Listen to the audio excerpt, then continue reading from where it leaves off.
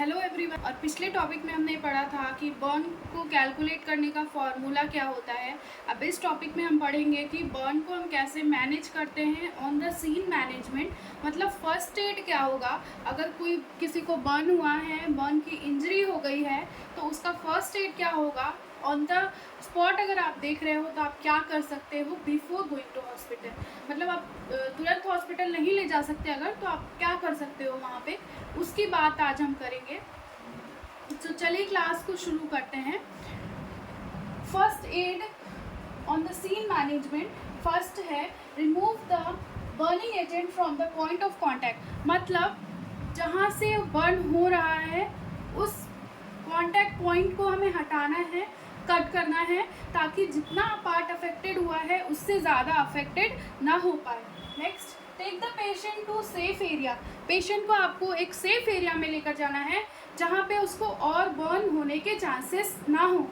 Third, call for help. मतलब आपको help के लिए बुलाना है, और अगर आप हॉस्पिटल में हो तो सीन मैनेजमेंट में आपको फायर बेल को बचाना है। नेक्स्ट है apply stop drop and roll approach. मतलब इसको हम बोलते हैं एक तरीके से तीनों एक साथ करते हैं।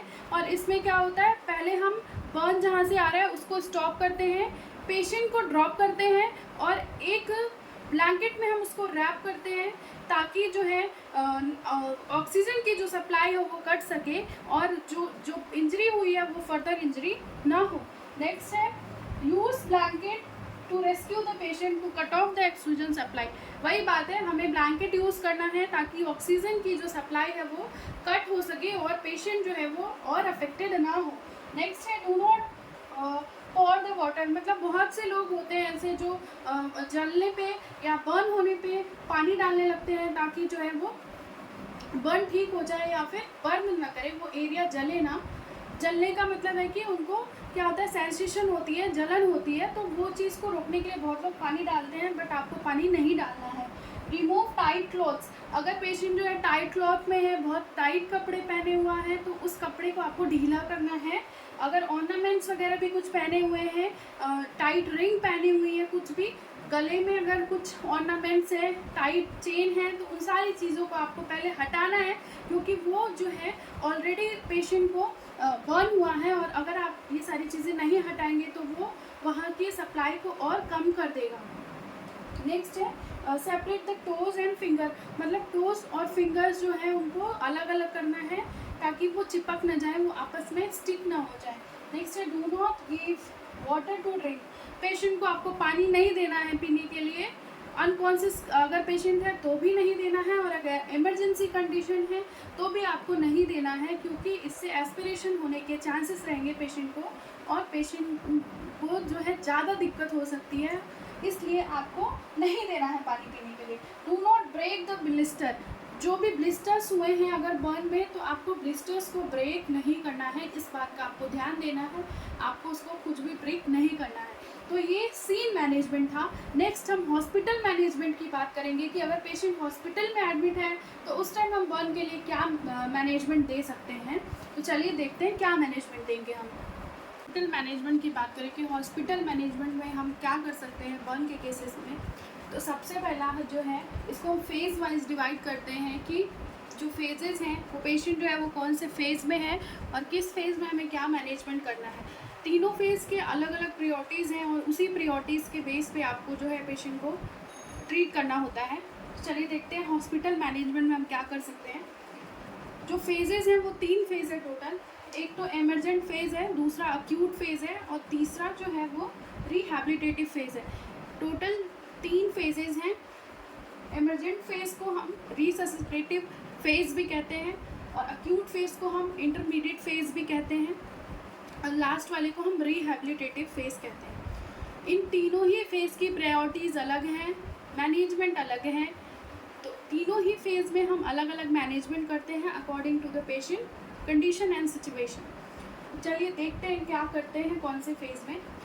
एमरजेंट फेज़ की जो प्रायोरिटी है उसमें हम फ्लूइड मैनेजमेंट करते हैं, और एमरजेंट फेज़ जो है वो तब से शुरू होता है जब पेशेंट बर्न हुआ है।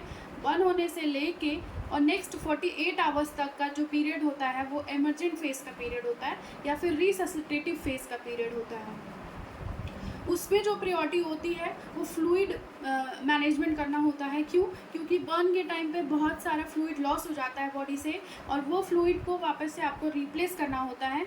तो फर्स्ट फेज़ की जो प्रायोरिटी है वो है आपकी फ्लूइड मैनेजमेंट। फ्लूइड मैनेजमेंट के लिए भी अलग अलग फार्मूले हैं, अलग अलग फार्मूले का अलग अलग जो है ट्रिक है, और उस ट्रिक के बेस पे ही हम फार्मूले को कैलकुलेट करते हैं और फ्लूइड को एडमिनिस्टर करते हैं। अब वो मेथड क्या है? तो 3 मेथड है। एक तो है पार्कलाइन्स फार्मूला, दूसरा है ब्रुक्स फार्मूला, और तीसरा है इवांस फार्मूला। तीनों ही फार्मूले अलग अलग हैं, तीनों ही फार्मूले अलग अलग केस में यूज़ किए जाते हैं, जो कि हम नेक्स्ट क्लास में डिस्कस करेंगे। प्रायोरिटी इन अक्यूट फेज, मतलब जो सेकेंड वाला फेज़ है उसमें प्रायोरिटी क्या होगी? तो उसमें वुंड इन्फेक्शन से बचाना होता है पेशेंट को।